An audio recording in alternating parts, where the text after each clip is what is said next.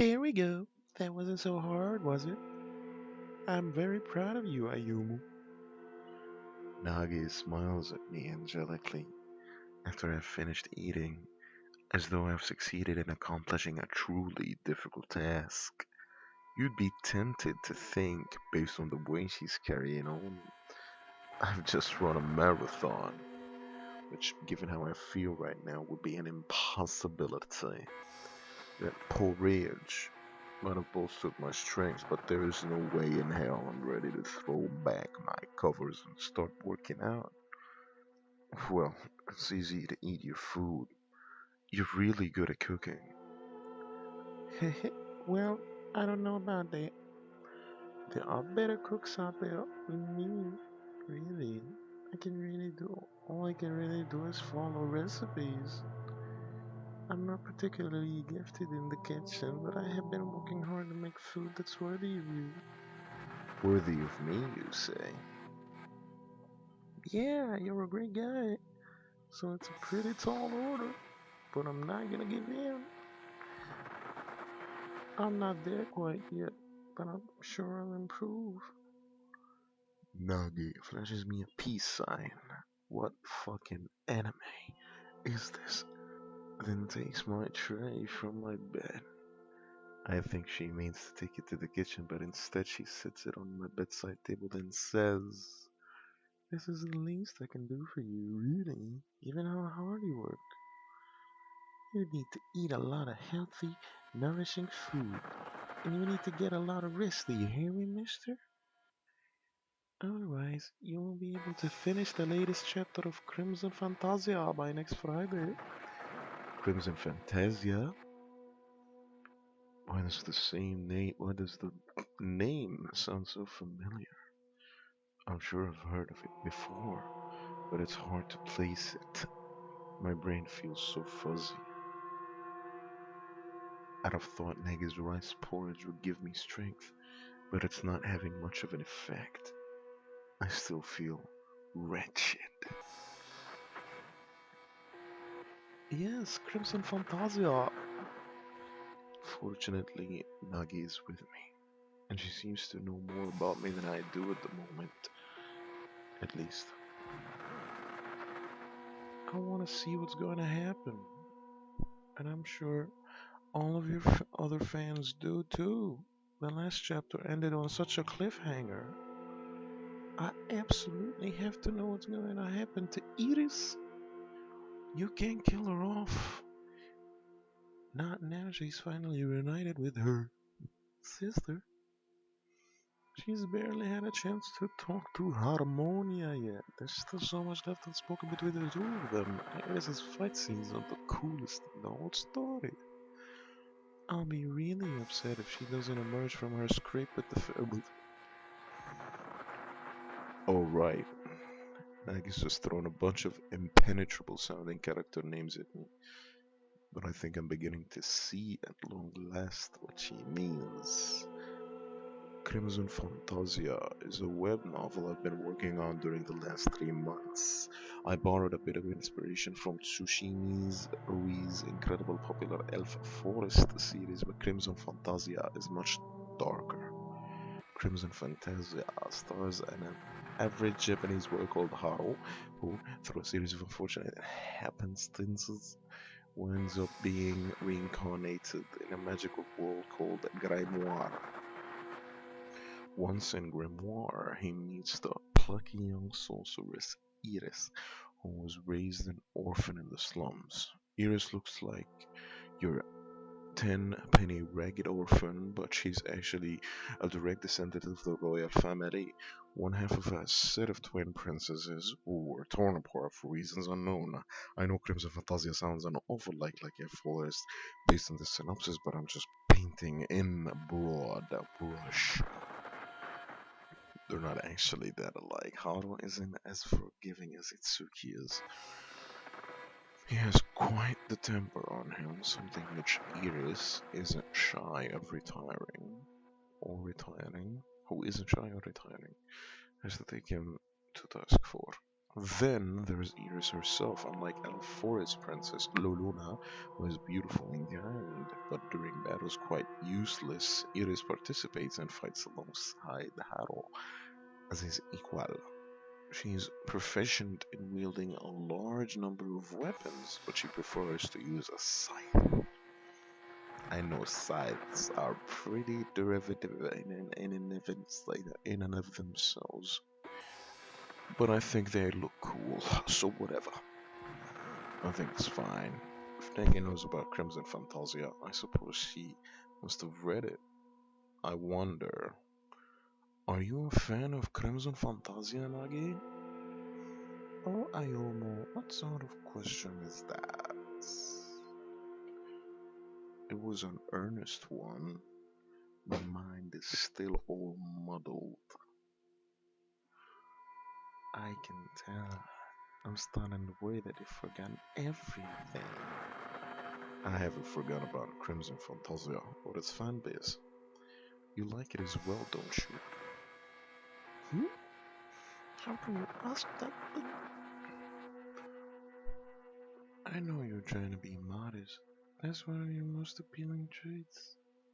But you don't need to worry about that. Not around me.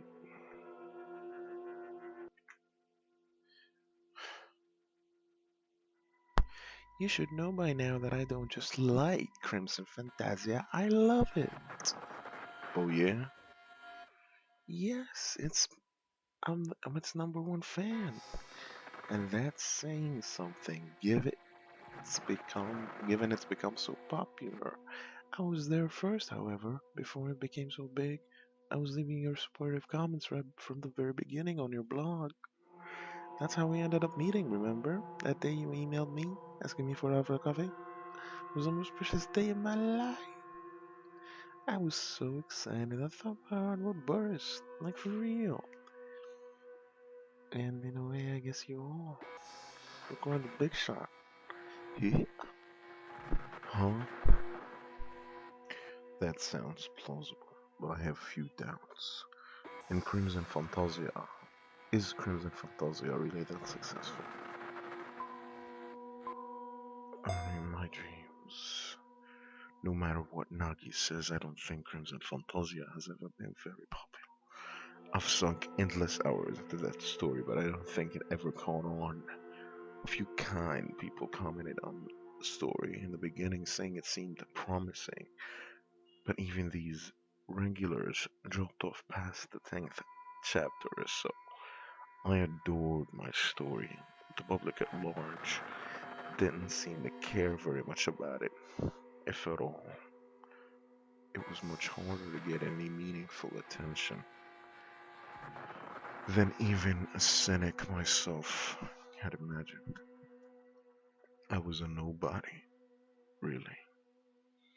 But she, at least, was always there for me.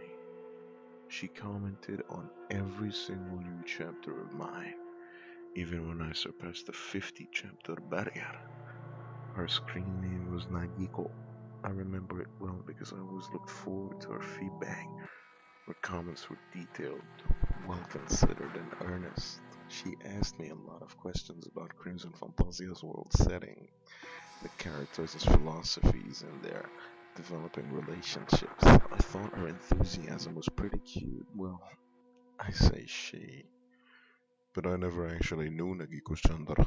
I just assumed she was a girl based on her screen name. I can't even remember sharing my private emails with Nagiko, and I certainly can't remember meeting her in public. But if the smiling girl sitting in my sick bed is anybody, it makes sense that she would be Nagiko. Did I pluck up the courage to email her after all? If so, that's pretty impressive. Go me. I'm not as socially awkward as I thought. So if you're Nagiko, I can feel my thoughts whirring inside my head like clockwork. Piecing this together is quite a struggle. That must mean that you really are my girlfriend then? Yes, that's right. What else would I be, silly Ayumu? I'm your girlfriend. And I love you lots and lots. I love you so much, in fact, I'm gonna do my best to nurse you back into tip-top fashion. Oh, my name is Inagi, and it looks like you could use it too. Now, let's see how your temperature's doing. Nagi leans in, then presses her forehead against mine, her lips very close to my own. To such a degree I can't help but think about Kazama. Nagi peers into my eyes curiously. Our faces pressed perilously close, while I, not knowing what else to do, sit there feeling like a stone statue. I was hot already thanks to my fever, but I feel even hotter now. My palms are starting to sweaty, knees weak, arms are heavy as vomit on. I can feel Nagi's breath against my cheek. It's very soft. And though I know I'm being silly, it feels quantifiably different to my own humdrum, everyday breathing somehow. Something about Nagi's irrefutable feelings is amping this interaction up to 11. Why am I just shaking so much?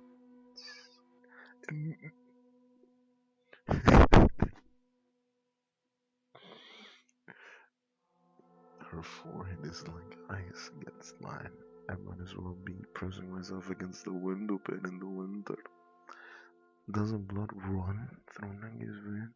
Holy shit, Italy. She looks so perfect. I would be wholly unsurprised. She's so pretty. She might be as well made of plastic.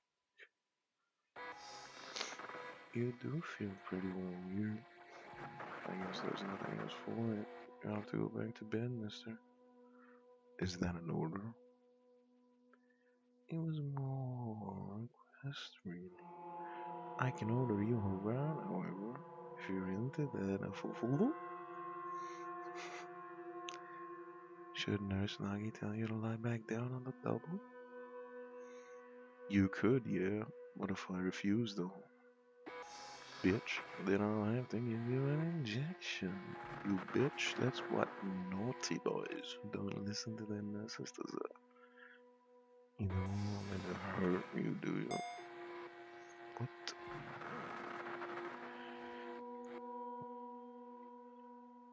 The casual way she talks about hurting me makes me flinch. It brings back memories. I remember.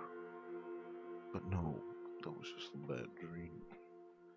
I don't want to think about it. Perhaps I would be better off sleeping after all. No, it's alright. I slept a lot. I don't think I'm ready to snatch 40 wings yet. Are you sure? You'll never be able to shake this sickness if you don't get enough rest. I'm worried about you. Like his eyes bore into mine. They look very large, almost all encompassing in a way. And I swallow. What the fuck do you swallow? I got lost in those eyes. If I let myself, don't let myself point and nurse down, but no, it's fine. I appreciate your worry, but I'm a grown ass man. I can look after myself, less or more. Humph. You say that, but I know better. I beg your pardon. Now that was an unexpectedly harsh tone. Does Nagi have some dirt on me or something? You heard what I said, you bitch. You say you can look after yourself. But I was the one who let his shower get all grotty. I was the one who left that huge box of potatoes under your palace ship in the countryside under your bed for months and months until they started sprouting feelers. Ozone never cooks, and on the rare occasions he tries, he peels his fingers or gets eggshell in his omelette. How could that be, Elma? I sure have no idea. Well, shit.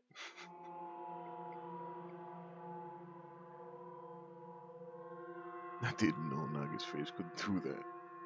She doesn't look very cute now in the midst of chewing me out. But maybe I deserve it.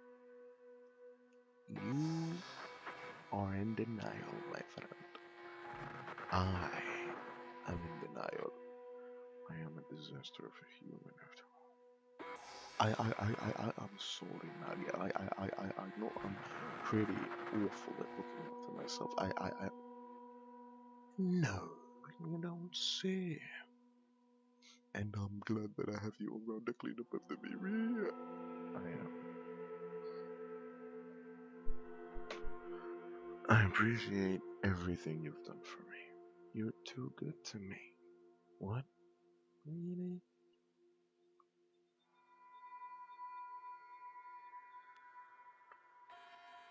Do you remember everything now, Ayomo?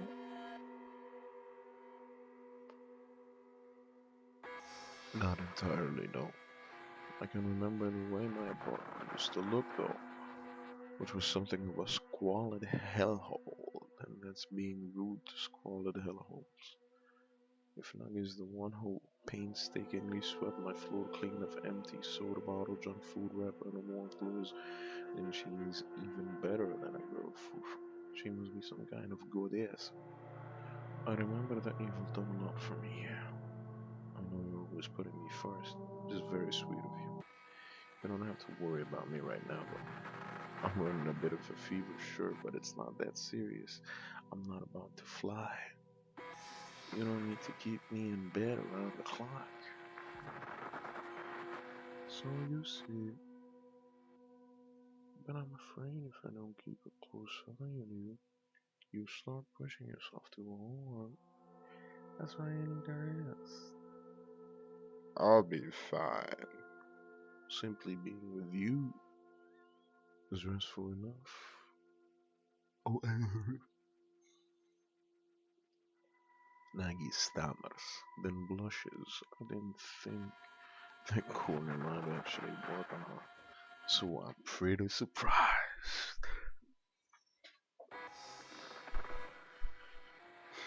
I know I've written much more romantic lines in the past than Crimson Fantasia, in the quieter, more serious scenes exchanged between Otto and Edith.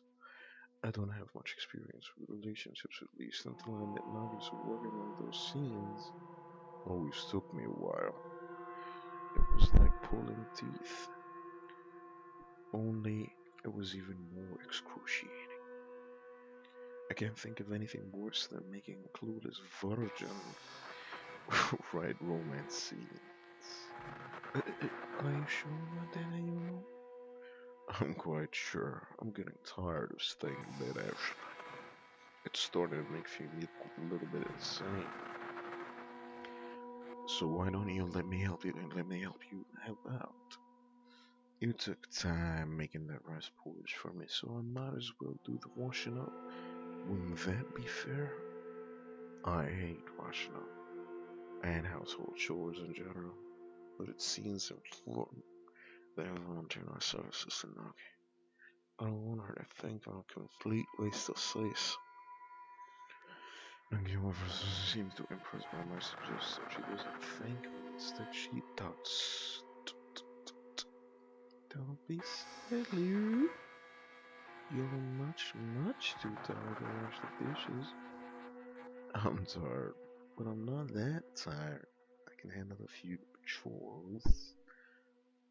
You might be able to handle it, but that doesn't mean you should. You gotta leave everything to me. That's why I came here, dummy. I did to look after you, so you can recuperate as much as you want. You really should be sleeping. But if you're really not tired, maybe you can sit in the kitchen with me a while. I do the washing up. We can talk if you want. You can tell me the latest plot developments you have in mind for Crimson Fantasia. That would be fun. It's not a bad idea, I guess. It sure beats staying in bed all day languishing. Are you sure you want to hear about the next chapter, though? You don't want me to spoil it, do you? I don't mind. You always bounce plot ideas around with me. It's nothing new. But, do I? Indeed? I can't say I recall that. But then again, I don't recall much of anything. I shouldn't question it. Well, yeah, I think you should. Alright, let's do that. Yay! Yeah. Let me get started on the dishes then. You can come with me, Ayumu. I'm really pumped to see how Aries is going to get out of this one. Nagi helps me out of bed with all the consideration you might show an elderly grandparent. Her right arm sneaks around my waist, and her chest presses against my side. Oh, she's close enough to me that I can feel her hair on my cheek. I left Nagi.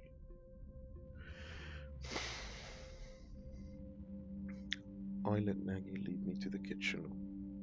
Although, in actuality, I don't think I'm so very sick that I really need her help. Her thoughtfulness is appreciated, though she's being very gentle. Nagi settles me down at the table, then turns to the sink. She turns on the tap deftly in a way that suggests a familiarity with my kitchen and sets to work. The water cascades against the basin of the basin and the sink in the regular manner, like rainwater down a gutter.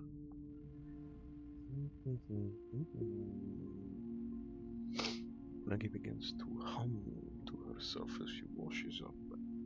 It's a light, lilty sort of hum, something distinctly melodic.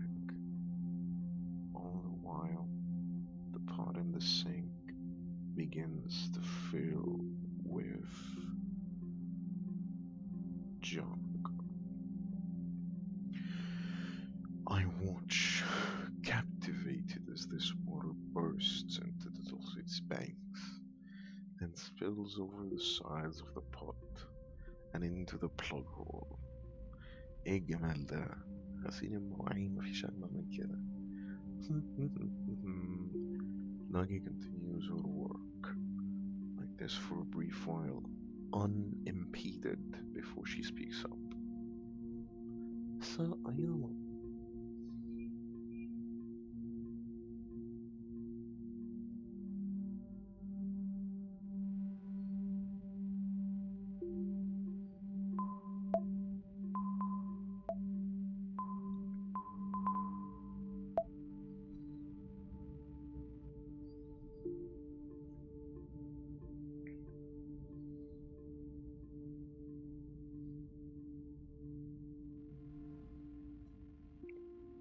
Nagi glances at me from over her shoulder, still smiling.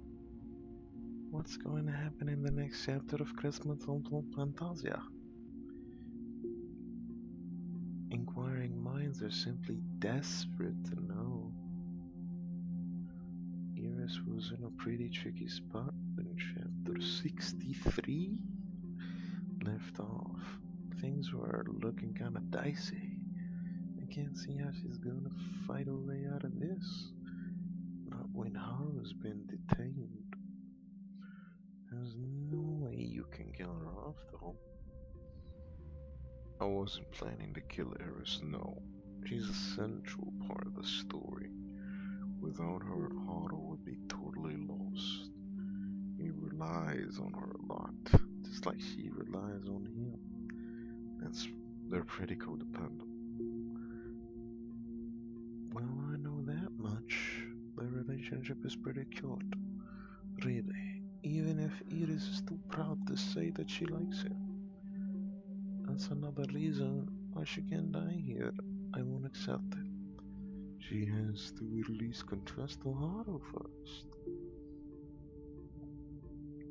Of course, I considered that.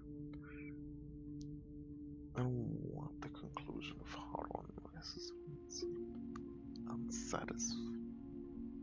Still have a lot of plans for Iris. Story really over yet. I'm glad to hear it, but how's she gonna escape there? She won't get a minute power up, does she? No, I don't think. That'd be too cliche. I was thinking of having Harmonia rescue her, actually. Ooh, that would be great for you to the relationship. I know Harmonia wanted to get to know her sister better. She's never really had the chance. She's too busy with all that princessy stuff. And anyway, Iris is so aloof. Iris has to learn to set the differences aside, though I don't think she'll ever be happy otherwise. I agree with you there, yeah. I want to give Iris and Harmonia a chance to wake up with one another properly. Having Harmonia save Iris from a life or death situation seemed the best way to go about it. Harmonia would probably be obliged to act in any case. Given Iris as her twin sister, she's felt guilty ever since Iris was cast out of this palace because of that still prophecy. She's wanted to help her sister for years. One of having some doubts about the story beat. You are? Yeah, it seems a bit derivative, I guess. I know there's a similar scene with Astra and Cornelia and Elforest, and well, Harmonia is a princess, and her parents are very overprotective. They never let her leave the castle. She was only able to sneak out before because she was disguised. Our guards captured her and brought her back. Now, her parents know about our old escape. It'd be even harder for her to get away. I'm not sure if Harmonia would be able to escape the confines of her chamber to see her sister, and even if she did, would she really be able to stop the Arcanists? What the fuck are they going on about? Harmonia knows a bit of magic, which is nowhere near as strong as Iris. In a battle, she'd probably be a hindrance. A hindrance. Maybe. In a normal fight, she'd be standing up for her own sister, though. I think that'd give her a boost. I guess. It doesn't really solve the initial problem, however, of getting her to fight in the first place. Oh, it's fine. I'm sure you'll be able to figure something out, you. You're a genius, after all. I think genius is overselling me a little bit. And I don't think it's selling you enough. You've written a lot of Caps of Fantasia, and in such a short space of time, too. I think it's all super impressive. The characters are all so lifelike. They feel just like real people, especially Aro and Niera. They have so much depth. They have so much hopes. So many hopes and dreams. And the fight scenes are really cool too. If anybody can think of a satisfying conclusion to this, I'm sure you can. I mean, Obviously, you can. You're the one who invented this whole universe. I guess. My reply when it comes is non-committal. I appreciate Nagi's support, but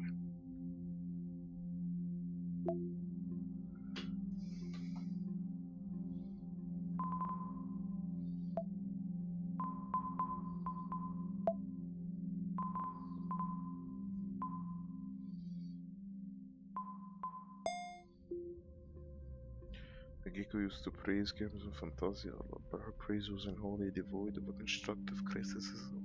She would always tell me when a certain story elements didn't come together. She complimented my work on the characters just like Nagi did, but she thought the drama I introduced in chapter 34 with Iris' long lost sister Harmonia was sloppily executed. In fact, I don't think Nagiko ever much liked the inclusion of Harmonia in Crimes of Fantasia.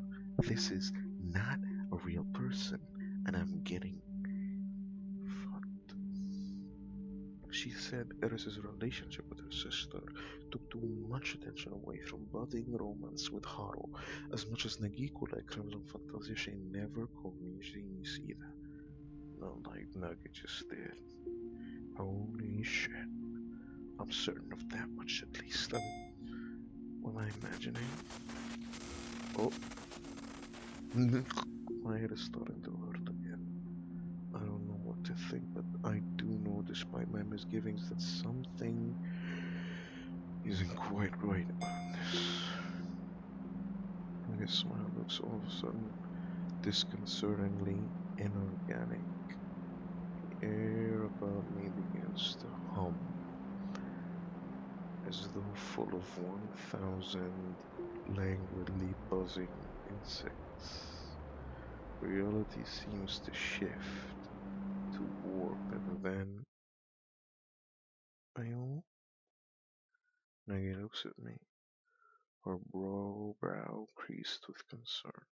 She's still standing by the sink, and in one hand she's holding a quite sharp, hefty knife. What the fuck? She must have been in the middle of cleaning it because the silvery blade of the knife is damp with water. A few clear crystalline droplets of water roll down the shaft of the knife, then pool at the junction where the blade meets the handle. Nagi's fingers are wet, and so is the front of her blouse. I watch as round, pearl-like droplets roll off the knife and fall through the air. It's almost hypnotic. I feel myself staring at the sharp blade of Nagi's knife and water that's trickling down it until my head begins to ache. My head, it's hurting me. A dull, buzzing sound fills my skull. Zzz. I feel like I'm on the brink of remembering something, but. Are you? Oh shit. Cast the knife into the sink, and it lands with a dull metallic clatter. Rushes over to me. She rests her hand on either side of my chair, effectively fencing me in, and begins to warm me her damp chest, fuck, inches away from my own. Are you alright? I look at Nagi dazedly, her face is inches away from my own. Her eyes are really huge. What the fuck? All of a sudden, everything feels like too much. The walls in my kitchen are clamped, claustrophobic. It feels like they're closing in on me. I can't breathe.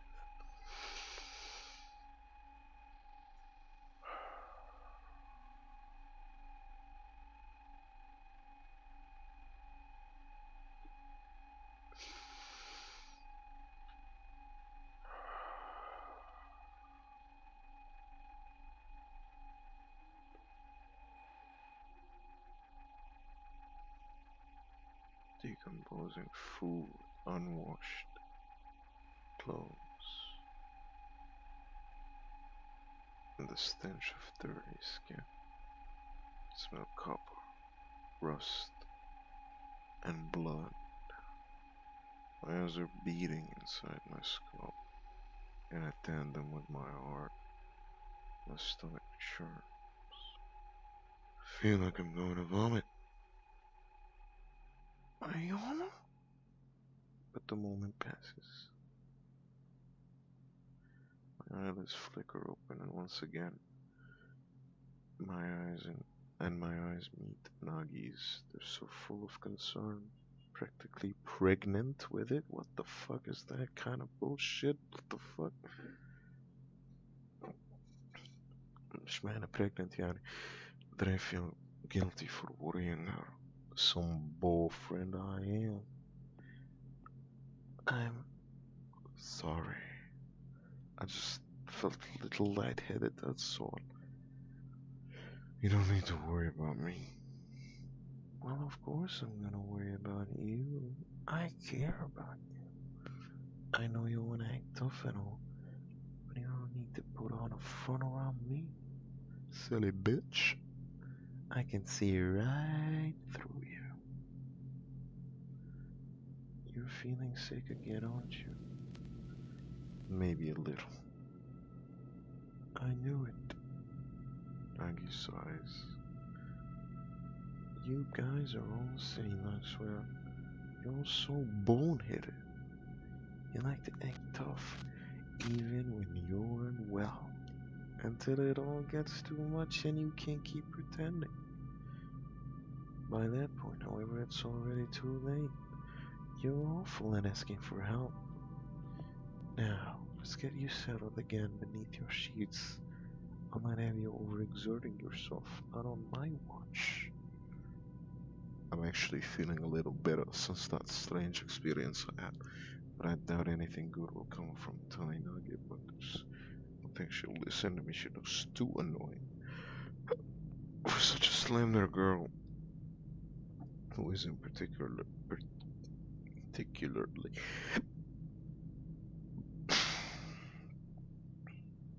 for such a slender girl who isn't particularly tall, that she's surprisingly stern. Alright, you know best. I wouldn't want to make my nurse worry, so I'll try to take better care of myself. See to it that you do. I can help, but there's only so much I can do. It's with this stern rebuke that Nagi helps me to my feet. She guides me back to my bedroom, her left arm around my butt about always to steady. I let her walk me to my bedside and I let her sit me down. She pulls back my covers on undeft, smooth movement, a bit like a magician, and obediently I lie on my back. There, that's much better. You should be safe now, you won't, so don't fret. I'm gonna keep a really close eye on you, see? I'm not giving. I'm not going to let anybody hurt you. Not while I'm around. Not even you. Nagi giggles to herself, then bends, breaking her back, her long hair cascading over her slender shoulder. It looks like she's reaching for something, but what? A knife? I watch on my interest peaked. There's much else to watch in my small bedroom, which has been squarely cleaned. As Nagi retrieves a mysterious object from the ground, I am swollen. It's swollen, whatever it is, and comprised of numerous pastels, baby blue and pale pinks. Its shape is strange and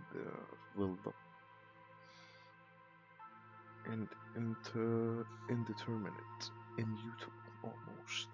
I can't quite place what it's supposed to be. It's a fucking dildo. In Nagi's fingers, she's holding a pair of spiked implements, which, if their ends weren't so blunt, might be good ways to torture someone. What the fuck? Hey Nagi, what's that? Oh, this? I just started to do some knitting. You know, it's one of my hobbies here. Do I know that? I'm not sure, but I probably should. I hope this isn't bothering you anymore. Oh no, it's fine. I don't mind. Please feel. That's what I like to hear. I'll do some knitting then while you lie down. Do you want to have a nap? Not just yet. I'm not tired. Are you sure? You look a little drowsy to me. But if you're not ready to nod off just yet, I suppose I could turn the TV on. I don't know what's airing right now. And that should be more interesting than staring at the walls or at watching me knit. I think watching Nagi knit is pretty interesting myself. She's awfully dexterous with her fingers, with or long and slender, almost like needles themselves. What? A shiver runs up my spine. Unnerved, I glance away from Nagi's. Nagi's fingers are much different from my own. Even if her skin is paler, but they don't look quite right. They remind me of adults. Do they have too many joints? That's ridiculous, though. Surely. Something wrong? Oh no, I'm fine. Let's see what's on the TV, shall we? That sounds like a plan to me. Nugget retrieves her remote from a bedside table and switches the TV on. TV is an old, shitty set with more than a dozen years out of date, and the pictures flicker quite a lot. I never really bothered watching it myself because the shaking picture makes me feel seasick. I think I can endure that right now, though. I feel so sick already about this whole TV and going to make things much better. Maggie flips through channels idly, past the news, which she seems to be too depressing, deems to be. Some documentary about lions on the Serengeti, which she says is too violent, and then she settles on some kids' cartoons. It seems to be a magical girl show, based on the designs of the characters. Main cast is composed of an elementary and school-aged girls with wide eyes and big bright hair that reminds me of plasticine. It's fairly cute, I guess. It's inoffensive, a bit like Maggie's homemade rice porridge. I'm not really into kitty stuff like this, but I can deal with it.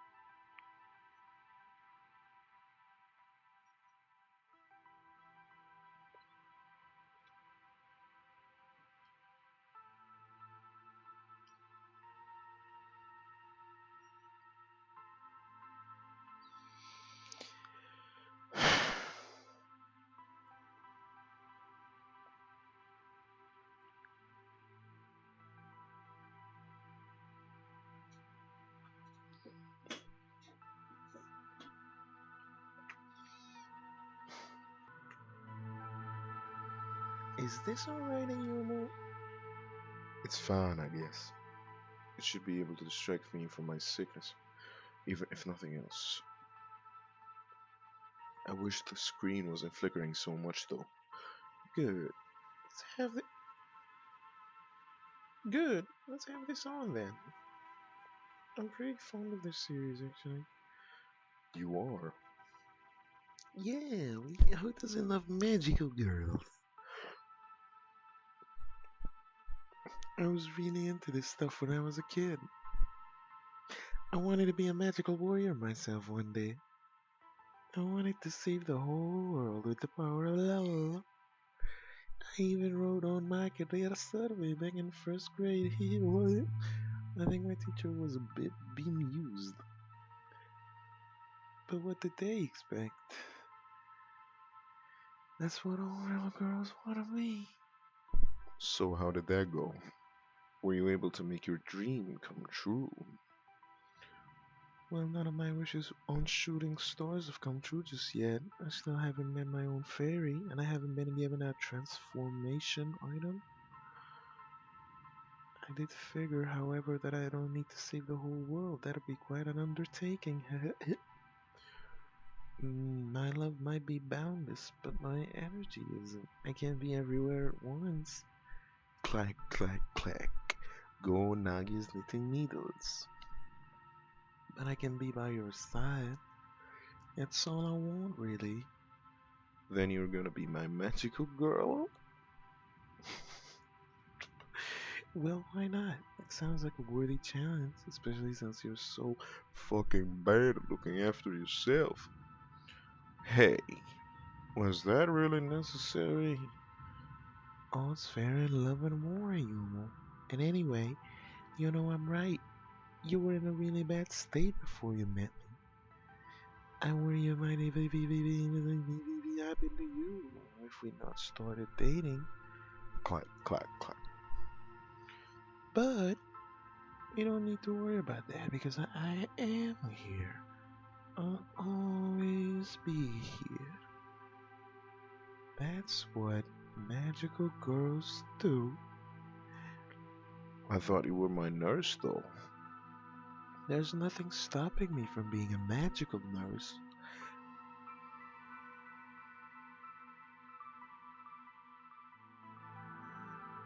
I guess not. No. I wonder what that would look like.